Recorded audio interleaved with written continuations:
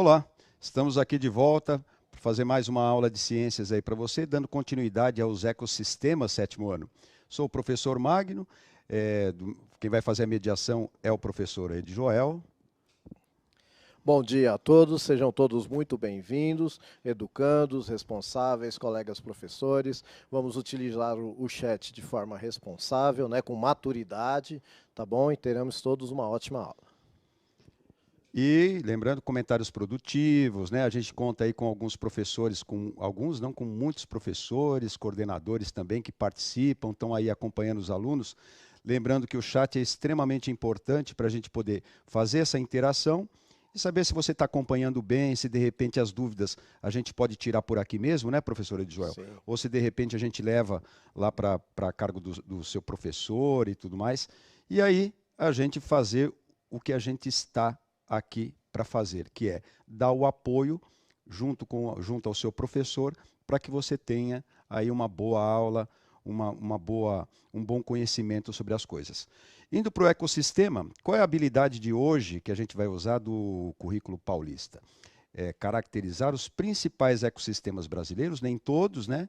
Mas a gente vai ver dois aqui hoje, quanto à paisagem, a quantidade de água, ao tipo de solo, a disponibilidade de luz solar, a temperatura, entre outros, correlacionando essas características à flora e à fauna específicas. Tá legal?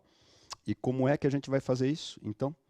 A gente vai fazer isso buscando informações, a gente vai refletir sobre algumas coisas, vai resolver algumas atividades e principalmente interagir aqui pelo chat. Tá legal? Vamos então ao objetivo dessa aula. O que a gente tem aí como objetivo, galera? Olha só. Vamos entender um pouquinho as condições climáticas e geográficas, como elas são determinantes para a formação de ecossistemas, galera? E aí, a gente conhecer os principais ecossistemas e biomas aí brasileiros, suas paisagens, fauna e flora. A gente podia começar já um pouquinho com essa discussão de bioma e ecossistema, né? A gente tem aí uma diferenciação. Eu estava até comentando aqui com o professor Ed Joel, né, professor? Verdade. A gente não gosta muito dessa definição assim muito fechada, mas a gente pode entender que bioma é uma coisa que é muito rara, porque você tem que ter uma uniformidade, né? A gente tem que ter um padrão de espécies, por exemplo, de vegetação.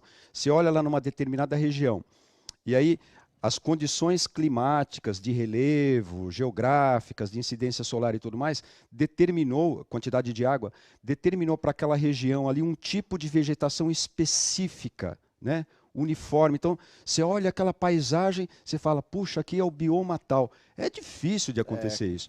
Por isso que a gente adota aqui, geralmente, e no mais das vezes, a gente adota ecossistema, né?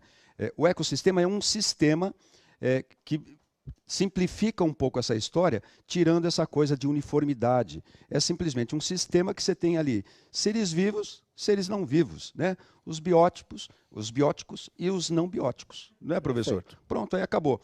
Você tem um ecossistema, você pode ter diversos biomas, né? Um tipo de vegetação de uma determinada região, aí determinados animais que, por exemplo, quando no período de seca numa determinada região, migra para esse ponto e tudo mais, e aí você tem uma mistura, mas é claro que aquele ecossistema tem que reunir condições para que esses seres vivos, enfim, se desenvolvam e tenham aí o ciclo de vida.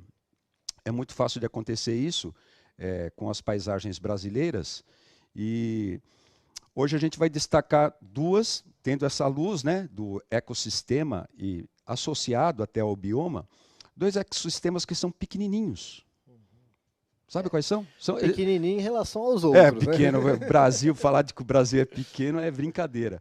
Mas é assim, do território nacional é cerca de 2%. Né? A gente tem ecossistemas aí que pegam mais da metade do território nacional. Mas esses são pequenos, mas nem por isso menos ricos em biodiversidade. Tá legal? São dois ecossistemas sensacionais. Mas quais são, Magno? Você não adivinhou 2%? Mais uma dica? Tá bom. Vou colocar mais uma dica. Ó. Vamos fazer interação pelo chat, professor? O que você acha? É bom, né? De repente eles aí, já de repente, sabem. o pessoal associa aí.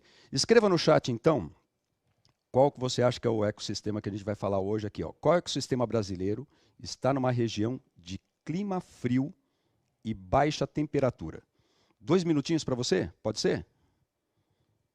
Muito bem, professor. Ó, muita gente aqui mesmo participando. Então a gente tem o Brendo, o Nicolas, a gente tem a Mariane, perdão, o João Paulo, mas muita gente mesmo colocou Pampa.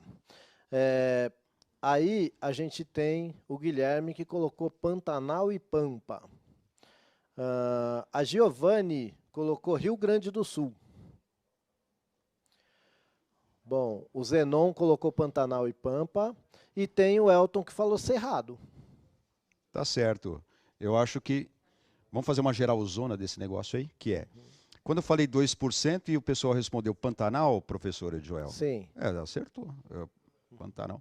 Aliás, olha, quando você fala em Pantanal, Pantanal lembra pântano, né? Pântano lembra o Shrek. O que é um pântano? Vai pensando isso daí. Agora, quando eu falo campo, o que você pensa? Você pensa em campo de futebol? Então, olha só. Como que é um campo de futebol daqueles... Não o campo de futebol meia boca. Vamos falar de um campo de futebol profissional e tudo mais. É aquele que você tem uma planície, né? Uma coisa plana e tudo mais. Essa ideia que está ligada a campo. E a gente usa também. A palavra pampa, ela nos remete justamente a essa ideia de planície e tudo mais, inclusive com a vegetação, uma vegetação curta, baixinha e tudo mais, com uma diversidade, mas um campo plano. Agora, não se engane, também no Pantanal também não, a região do Pantanal também é uma região plana, né? Mas não é, tem diferença. Escreveu Pampa, acertou. Pampa também conhecido como Campos Sulinos, né? Colocaram ou aqui, campo, inclusive. né?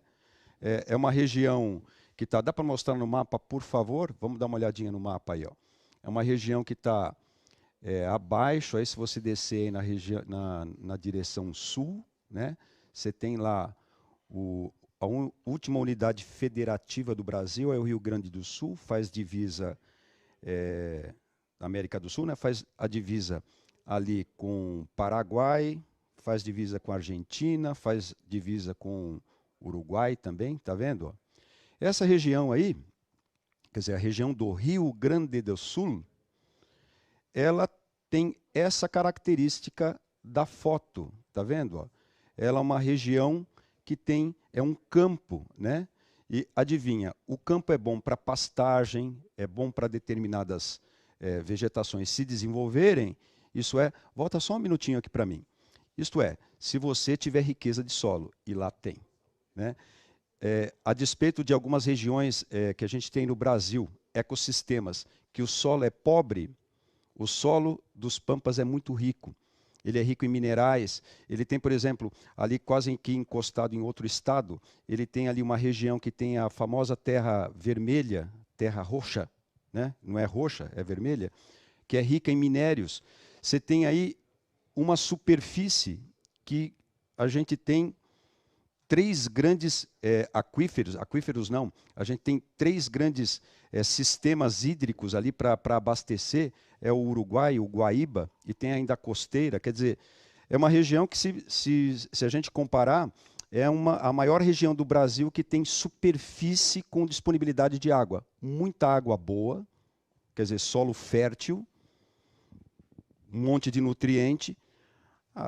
Quando a gente pensa assim, infelizmente, a gente pensa nessa questão da devastação da floresta amazônica, outro ecossistema que está lá acima e tal, que ocupa uma grande parte Dá para voltar o slide anterior a esse, só para a gente... Isso, ó. Quando a gente pensa lá na região amazônica, a gente pensa, nossa, que grande, né? E o pessoal está desmatando, está devastando e tudo mais. Pode voltar aqui para mim no slide também. O que acontece? A devastação que ocorreu nessa região sul, porque o solo é bom, dá para você plantar, dá para você ter agricultura, dá para você ter gado, E essa região, eu vou te falar, desde a descoberta praticamente do Brasil, se é que a gente pode falar descoberta, isso é muito discutível, mas é um território, aquele pedaço ali, é um território disputadíssimo por essas nações, né? Argentina, Uruguai, e E, sobretudo, lá no começo, pelos espanhóis, pelos portugueses. Riqueza. Agora, vamos puxar isso para a ciência. Alguns elementos aí da ciência, da biologia, da vida, da física, e enfim. O solo que tem muitos minerais e é extremamente rico, ele tem uma origem provavelmente vulcânica, é isso que acaba enriquecendo lá o solo. E essa região que tem muitos rios e tudo mais, desde praticamente do homem, quando ele começou a perceber a agricultura, ele procura regiões que têm água, quer dizer, é um prato cheio para devastação. É isso que eu quero dizer para você.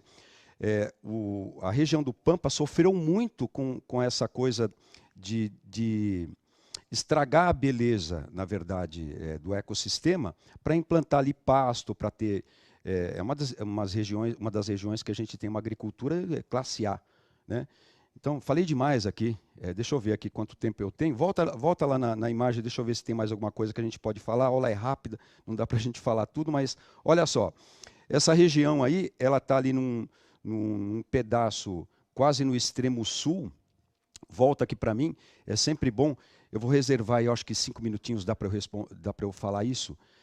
Eu vou rapidamente te falar o que acontece nessa questão de a gente descer muito ao sul e ser muito frio, porque a característica lá é do Pampa, né? Olha só, a gente tem aí a Terra. Então, a gente tem, em relação à órbita, a gente tem um eixo inclinado aqui, 23 graus quase e tal. Aí a gente tem aqui o Polo Norte, aqui o Polo Sul, né? A divisão aqui da Terra em 2 hemisférios. Aí você tem acima, você tem aqui o trópico de Câncer e aqui o trópico de Córneo. Aqui você tem o Círculo Polar Ártico e Antártico. Tal. Aí, por que aqui é frio e aqui é frio, professor? É porque o Sol bate fraco e tal. Vamos entender esse negócio que é uma coisa muito importante da incidência solar. Você está com o... Deixa eu ver se eu consigo aqui trazer uma ideia de América do Sul, ó, só para a gente... América do Sul aqui, ó, linha do Equador. Não chega lá no Trópico de Câncer, não. Linha do Equador, ó. Aqui está Macapá e tal, desce, aqui está São Paulo, aí o sul está mais ou menos aqui, está vendo? Está na região perto ou mais próxima do polo. O Sol incide aqui, com os seus raios solares, ó, vamos pegar 2 pontos. Ó. Vamos pegar esse ponto aqui que a gente está acostumado a falar que é muito quente, que é a região equatorial, e vamos fazer o desenho aqui, ó, de um feixe luminoso de luz incidente aqui nessa região, ó, tá vendo? Ó? Aí eu vou pegar do Sol, que é grande, muito grande perto da Terra, a Terra é ínfima perto do Sol, eu vou pegar essa mesma medida aqui, ó, da luz solar e incidir aqui no polo. Professor, mas Rio Grande do Sul não fica no polo, tchê. Eu sei, mas é só para você entender essa coisa da distribuição. Ó, eu procurei fazer aqui com a mesma medida, tá vendo? Ó? Um feixe luminoso. E aqui você está vendo que a distribuição, ela deu este resultado aqui de território. Aí você olhando a luz solar aqui nessa faixa, dá uma faixa assim, ó, de distribuição solar. Região quente. Marca lá da Amazônia, ecossistema. Já essa mesma distribuição solar aqui pelos mesmos raios luminosos, olha o território que tem de distribuição solar, tá vendo? Ó? Essa linha aqui, ó. Aqui você tem essa faixa. Aqui você tem uma faixa muito maior, ó. Ou seja, aqui a mesma luz é distribuída nesse território. A mesma luz aqui é distribuída num território muito maior, quer dizer, eu tenho que distribuir mais a menor, então, quantidade de energia solar por metro quadrado, quer dizer, é a mesma incidência solar, não bate mais fraco, o que é uma distribuição no território maior. Então, ali, normalmente, fica frio. Aqui, só para a gente ter uma ideia em relação a essa riqueza que tem lá no Pampa, você tem essa região aqui, ela esquenta muito a água sobe por evaporação, ó, encontra a alta atmosfera, esfria e baixa aqui. Aqui, o Sol sobe, desce por gravidade também, o vapor de água e tudo mais, esse vapor evaporado traz gotículas de água que vão fazendo esse ciclo.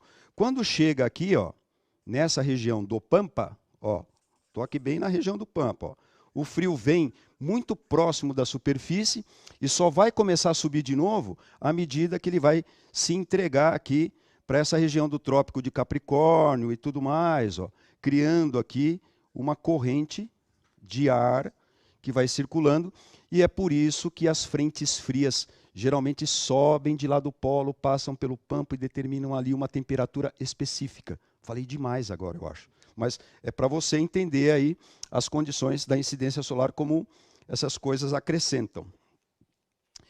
Bom, o que mais que eu posso falar? Essa característica é subtropical, né? Região fria, a gente sabia já disso. É um campo muito bem, bacana. E deixa eu te fazer uma pergunta. É quase que uma pegadinha. Dá para passar o próximo slide? Essa sua explicação me lembrou daquela brincadeira da lente com o raio do sol, né? Porque quando você concentra bem o raio do sol, isso, você é isso mesmo. queimar um papel, né? Exatamente, perfeito.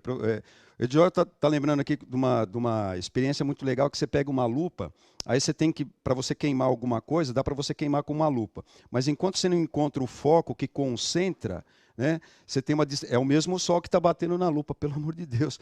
Mas é o que acontece. À medida que você vai focando num ponto só, aquilo ali pode queimar uma folha seca, um pedaço de papel e tudo mais, porque você está concentrando numa determinada região. Essa explicação aqui, ó. Aqui está concentrado numa determinada região o mesmo sol, e aqui já está espalhado por uma outra região. Entendeu isso aí? Que legal? Bacana, né? Isso é ciência pura, viu? É uma explicação que vai um pouco além, porque a gente sabe que tem professor de geografia que dá show aqui, fala dessas coisas de característica de vegetação animal, muito melhor do que a gente. Então a gente trouxe esse elemento aí para os professores ajudarem também a gente nessa construção. Deixa eu te fazer uma pergunta. E, na verdade, é uma pergunta que a gente chama de pergunta retórica. Olha só. Escreva aí no chat para mim, em 2 minutinhos, ó, qual é, acho que 1 minuto dá, ou 2 minutos mesmo, deixa, vai. Em sua região, aí que você está em São Paulo é grande, tem uma riqueza enorme de culturas e de biomas e ecossistemas. Você consome mate? E agora me responda na mesma linha aí no chat. Qual região do Brasil o consumo de erva mate é mais acentuado? Fala para mim. Escreve aí no chat, por favor.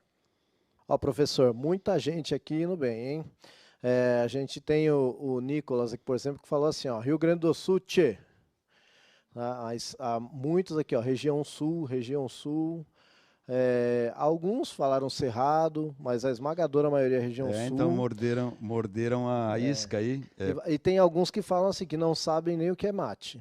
Tá certo, tem gente que sabe o que é mate-leão, né? Uai. Muitos não sei aqui, ó. Olha, eu estou desconfiado até região sul, mas ninguém escreveu uma regiãozinha aí que tem costume de mate? Só falaram região sul, Rio Grande do Sul. Você acertou, olha, a região sul é realmente se bem que a briga é grande, hein? O sul consome muito a erva mate, embora eu esteja desconfiado, os professores aí, tem professores que devem ter essa informação melhor que eu, mas eu estou desconfiado até que a erva mate nem é cultivada em território brasileiro, porque essas regiões que eu falei para você que fazem divisa com o Brasil lá no sul... Peraí. Tem mais alguém? Achei um tererê aqui. Tererê, achou. Achei um tererê. Agora Deixa eu sim, voltar aqui, certo. Mas aí para a gente ter mate... A Yasmin falou... Yasmin? Sul tererê. Sul tererê. Tá certo, ó. Mas aí para você ter consumo de chimarrão, eu não falei chimarrão, eu falei erva mate. Eu não falei chimarrão. Chimarrão só no sul. E aí, para você ter essa diferença de chimarrão e tereré, é tererê ou tereré? Bom, enfim, você tem que viajar 2.500 quilômetros quase para chegar lá em outro ecossistema chamado Pantanal. Lá no Pantanal eles usam também o mate, eles consomem o mate, mas ao contrário do chimarrão, lá se toma frio, né? refrescante e tudo mais. Por que será? Podia colocar isso no chat e você ia acertar, né? Ué, porque lá não é a mesma temperatura que o Rio Grande do Sul, tchê. Então, vamos ao Pantanal, então. Viajando mais de 2.500, mais não, em torno aí de 2.500 quilômetros, a gente tem a região do Pantanal, também ocupa um ecossistema que ocupa 2% do território nacional. Isso é pouco relativamente, mas a diversidade, e olha, isso é um santuário de espécies, animais e vegetais. Característica do Pantanal. Põe a foto aí para a gente localizar. Se você localizar, olha só, você tem aí o Pantanal, ele está ali no canto, tá vendo? Canto esquerdo, entre os territórios de Mato Grosso, tá vendo? Ó? Um pouquinho mais abaixo ali, ó. É uma regiãozinha pequena, mas em território nacional, ele ocupa uma parte do Mato Grosso do Sul, mas ele faz divisa com o Paraguai e com a Bolívia. Tem uma parte lá também que é assim. Característica do Pantanal é sempre essa, um campo com alagamentos e tudo mais. Pântano. Como você acha que é o solo nessa região? Bom, vamos falar primeiro da água. Água, muita água. Chove? Chove bastante. Muita chuva. Essa chuva, ela tem uma característica aqui de território que vale a pena a gente discutir. Ó. Vamos supor que você tenha como se fosse uma panela. Você tem uma panela que tem a borda, né? Assim, uma encosta aqui. E aqui você tem uma área plana. E aqui você tem uma outra borda e tudo mais. E vamos supor que aqui você tenha muita água. Vamos falar de novo um pouquinho de física e biologia para a gente entender. Se essa região tiver umas condições climáticas, ou seja, um sol proveniente bem legal e tal, que tem uma incidência bacana, num formato de uma grande extensão de campo, mas com lagos, o que vai acontecer? Tem bastante água, vai evaporar bastante água. Então essa água evapora, cria as nuvens, né? Tipo cúmulos, que é uma nuvem bem característica de chuva, ela é bem gorda, ela tem bastante água. Mais para cima você tem os estratos cúmulos e tal, que não tem tanta água, são nuvens maiores, mas aqui muito cúmulos. Por quê? Ela não tem muitas condições de subir, porque ela está nessa região que está, digamos, fechada com serras e chapadas. Chapada do Guimarães fica por aí também. O que acontece? Essas condições aqui impedem um pouco a água de se evaporar e subir demais. Então, chove. As épocas de chuva aqui, chove e alagam determinadas regiões, estações de chuva bem demarcadas. A chuva que cai aqui nessas encostas, nessas serras, escorrem por aqui, formam como se fosse uma bacia mesmo. Quer dizer, o Pantanal, ele reserva uma condição única em território, se bem que o solo é até um pouco parecido com o da Amazônia, mas não é o mesmo. Por quê? Você tem aí, e tem uma região do Brasil também que tem lagos temporários, é o Cerrado, professor? Sim. Tem lagos que são temporários também. Aqui eu tenho lagos que são temporários, com o decorrer do tempo, de uma certa época. Ela seca, essa região seca, depois chove de novo, alaga, e assim você vai intercalando várias coisas importantíssimas. Você já lavou, quando você viu alguém lavando o quintal, uma área aí da sua casa, ou você mesmo, que tem muito pó, de repente ele se aloja num determinado lugar, a água seca, fica ali uma poeira, né? Fica uma parte sedimentada, né? Imagina uma região que chove e depois que seca, tem uma diversidade de folhas, de plantas e tudo mais. Quando seca, o que acontece? Elas ficam depositadas ali. E depois, seca, chove de novo, essas folhas vão fazendo um recheio, vão ficando embaixo, vão criando um sanduíche, né? Então, se você olhar lá em determinadas regiões do Pantanal, você tem assim, ó, você tem uma fatia, não, um sanduíche aqui, ó, aqui se depositou certos sedimentos, secou. Aí vem a chuva. Aí a chuva escoa aqui mais sedimentos e não sei o quê, fica aqui depositado. Ou mesmo quando seca e morre peixe, né, professor? Quando seca, o peixinho está lá meio bobinho e tal, secou o rio, vai secando, vai secando, vai secando, vai secando, vai secando, e aí, num determinado momento, ele não tem mais o rio. O que acontece? Ele morre, ou senão vai ali uma ariranha, sei lá, um bicho e pega, ele come e tudo mais, deixa os restos dele lá, vão se depondo, vai criando aqui um sedimento. Agora você imagina isso com o tempo, e o Pantanal tem muito isso de característica. Quando chove, eu arrasto uma parte disso daqui com o fluxo do rio para outras regiões. Quer dizer, é uma maravilha de sedimentos levando minerais, determinados humus, nutrientes para as plantas, para as espécies e criando uma diversidade. Adivinha, é um santuário, porque aqui tem bichos que saem lá do Cerrado, vêm para cá, da Mata Atlântica, vêm para cá. Determinadas épocas de chuva ou de seca, eles vão alternando determinados pontos. É por isso que eu e o professor Edjoel, a gente faz uma restrição de discutir bioma, né, professor? Porque a onça-pintada, por exemplo, ela sai de determinadas regiões e vem aqui caçar. Aqui está cheio de bicho para ele predar. Acho que preda até jacaré, né? Aqui tem muito jacaré. Tem isso aqui no Pantanal, dá uma olhadinha, olha que legal. Ó, tem isso aqui no Pantanal. Essa avezinha aí é o símbolo do Pantanal. Sabe o nome? Alguns conhecem como tuiuiu, né?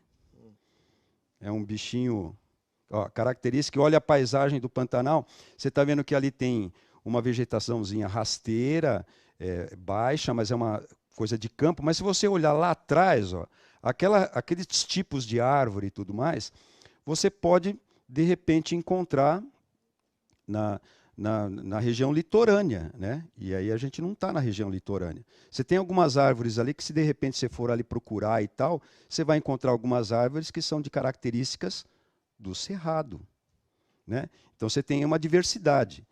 Agora, eu não sei se eu falei demais, falei mais do que o homem da cobra. Tem cobra aí também, tem jacaré, tem cobra, tem ariranha, tem onça pintada. Me ajuda aí, professor. O Cleomar falou que morava lá. Oh, que maravilha, hein? E pescaria, então, e peixe. Se tem água, tem peixe, não é, gente? Tem que ter. Caramba. Então, olha que bacana. A gente tem uma região ali que deu para a gente discutir legal, o Pampa, dessa coisa da luz.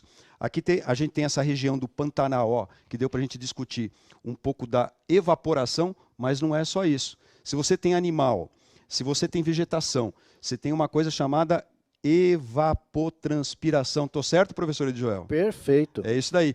E ali a gente tem muito. E isso é claro. Você acaba fechando numa determinada região como se fosse mais ou menos um terrário, uma estufa. Você acaba preservando uma determinada região com certas características de ecossistema únicas. Por exemplo, ali o que você tem de peixe, o que você tem de espécie vegetal, que acaba ficando naquela mata ciliar, né, e tudo mais. Plantas aquáticas, eu estou falando, que acabam atraindo os bichos, os animais que vão comer essas plantas aquáticas, né? E os peixes também. Tem peixe que vai encontrar ali um território fartíssimo, mas extremamente farto e rico para colocar os seus ovos. O jacaré vai ter ali as condições dele de tomar o sol dele, de caçar também dentro do... Quer dizer, essas condições, elas são únicas, que fazem com que esse habitat e ecossistema seja apesar de pequeno, 2%, ele seja de uma diversidade enorme, gigantesca. Agora vamos fazer uma brincadeira, é um desafio para você. Ó. Vamos escrever no chat aí 2 minutos, para você, eu quero que você identifique a qual bioma pertence a espécie a seguir, não vou nem falar o nome da espécie. A qual bioma pertence a espécie a seguir? Pode pôr a figura, por favor. Muito bem, professor. Não sei se foi a sua intenção aí, caíram se na você pegadinha. estava muito bem intencionado. Será que o pessoal prestou atenção que estava escrito bioma, professor? Vamos ver aí, vamos lá. Olha só, aqui tem Pantanal, Mata Atlântica, Amazonas, Amazônia, Pantanal, aí alguém colocou aqui Onça Pintada, Amazônia, Mata Atlântica, Pantanal, até Caatinga e Cerrado, mas muito Pantanal e Amazonas, e um pouco de Mata Atlântica também. Muito, muito, muito. Colocaram aqui leopardo não. É o Léo? É, uma onça pintada, né? Pantanal, ó, Mata Atlântica, Amazônia e Pantanal, Cerrado, nossa, mas é muita gente aqui, viu? Ó, tem a Juliana, o Vitor, a Maria, a Emily, a Samanta, a Jaqueline, a Letícia, o Eduardo, só para citar alguns, muita gente participando aí. Tá legal, eu acho que todo mundo acertou, porque esse animal aí, primeiro, eu vou fazer várias observações, quer dizer, várias, eu vou fazer as que são possíveis, porque a gente já está acabando a aula. Mas volta um pouquinho, só um minuto para a foto. Isso, obrigado. Ó. Você está vendo que animal, que espécie maravilhosa, linda, hein? Olha a beleza que tem esse animal. É por isso que o pessoal gosta de pegar, né? Pessoal que não tem juízo, né? Mas dá uma olhadinha, ó, o solo que está pisando aí este felino, tá vendo? Ó? Serrapieira, né, professor, que fala? Sim. Olha lá, você tem as folhagens que eu falei para você, né? As folhas caem, ali tem deposição de animal, de fezes, de peixe que morreu, de bichos, enfim, de resto, ossos e tal, que vão se decompondo, vem uma outra estação, cobre e vai criando aí o que a gente chama de humus. Essa espécie aí, agora pode voltar para mim, ela se chama jaguatirica. E a jaguatirica é difícil. Eu estava discutindo com o professor Edjoel que a discussão é grande, é enorme, porque assim, a jaguatirica e o lobo-guará, né, professor, que a gente estava discutindo aquele dia, é difícil não dá para você falar do bioma tal. É por isso que é importante a gente trazer essa discussão. A jaguatirica, ela vai ficar lá numa região do Pantanal, é claro que tem no Pantanal, mas tem também na Mata Atlântica, você tem ali no Cerrado também, você tem na Amazônia, lógico que tem. E elas migram, né? Principalmente tem uma coisa importante que é assim, a jaguatirica é um felino menor e rápido, o jaguar, que é aquele carro bonito, um dia eu vou ter um desse jaguar. O símbolo do jaguar é uma jaguatirica, né? O jaguar, ele é um símbolo de velocidade em fazendo uma menção à jaguatirica. A onça pintada é o terceiro maior felino do planeta. Sim, é maior, é um bicho grande. Se tem um bicho menor, o que acontece? Eles não podem disputar territórios, eles demarcam territórios diferentes. E aí, como tem uma região que está a jaguatirica, mas não é porque um tem medo do outro, é disputa de comida. Onde tem jaguatirica, a onça pintada não vai. Então, há uma divisão ecológica que tem o equilíbrio, e é isso que a gente quer. A gente sempre tem que ter um equilíbrio da natureza. E você não pode ir lá e matar por causa da pele e tudo mais. Você não, né? A gente tem que se conscientizar disso. Tá legal? Bom, eu espero que vocês tenham gostado da brincadeira de jaguatirica. Tem todo o território nacional praticamente, assim como o lobo-guará. A gente sistematizando, a gente viu aí 2 ecossistemas, Pantanal e Pampa, que tem as particularidades aí que a gente colocou. A gente diferenciou também bioma de ecossistema, que eu acho que é importante. A gente vai ficando por aqui. Um abraço aí a todos, até a próxima aula. Gente, um abraço e até a próxima. Foi um prazer estar com vocês.